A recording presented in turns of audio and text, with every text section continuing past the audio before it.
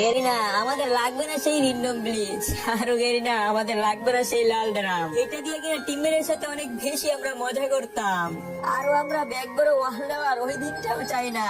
আরো লাগবে না আমাদের সেই গ্লাইডার, সেটা দিয়ে কিনা আমরা পাখির মতো আকাশে উঠতে পারতাম। গেরিনা আমাদের সাথে তোমার কাছে রিকোয়েস্ট একটাই, আমাদের ওল্ড পিকটা ব্যাগ দাও। আর গেরিনা এই ওল্ড পিকটা ব্যাগ দিলে তোমার কোনো সমস্যা নাই, কারণ এই ওল্ড পিকটা ব্যাগ দিলে তো অনেক ওল্ড প্লেয়াররা আবারও ব্যাক করবে।